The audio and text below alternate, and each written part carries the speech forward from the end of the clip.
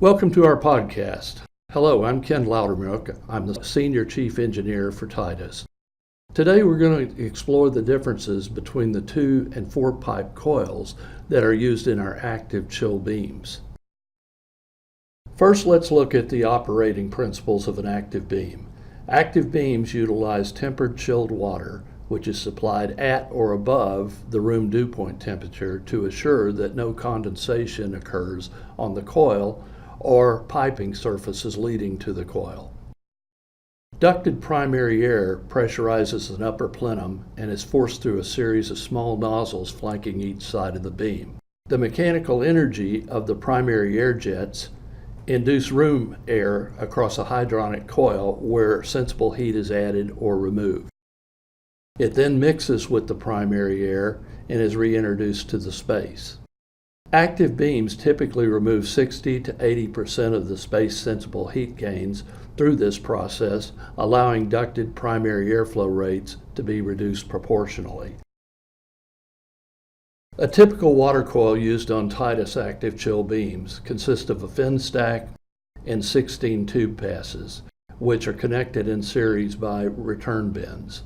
The coil on a 4-foot-long beam incorporates 56 feet of copper tubing.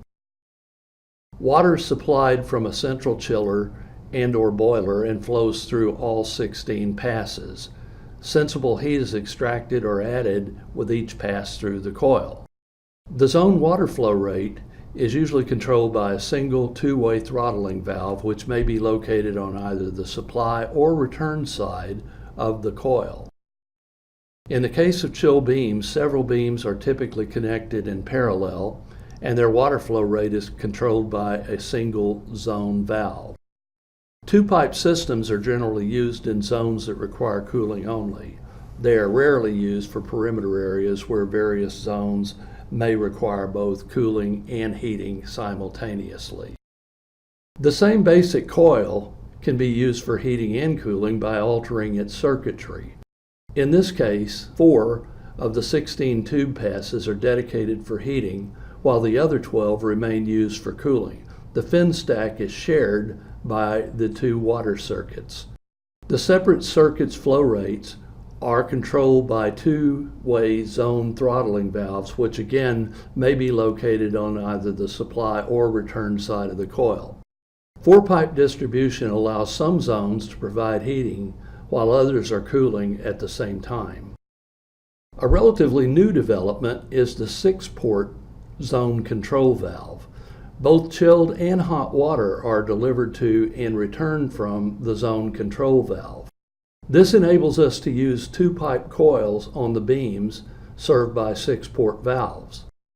The valve is instructed by the zone thermostat which water source to use and throttles the zone water flow rate in response to the space cooling or heating demand. When in cooling mode, the valve provides chilled water to the full 16 passes through the coil. Its flow rate is throttled in accordance with the space cooling demand. When the zone thermostat calls for heating, the valve delivers warm water to the coil, again throttling its flow rate in accordance with the space heating demand. In this case, all 16 passes through the coil are dedicated for heating. Chill beam systems are the ideal application for 6-port valves. The fact that several beams share the same zone control valve results in significant reductions in the amount of run-out piping and insulation when the 6-port valve is used.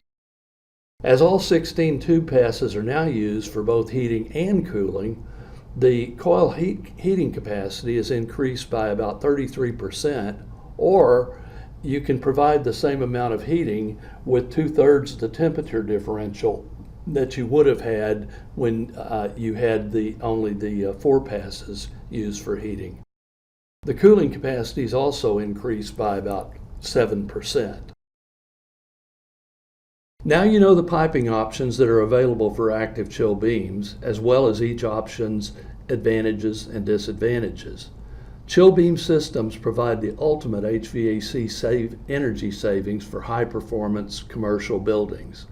If you're interested in learning more about chill beams, please visit our website and download our chill beam engineering guidelines.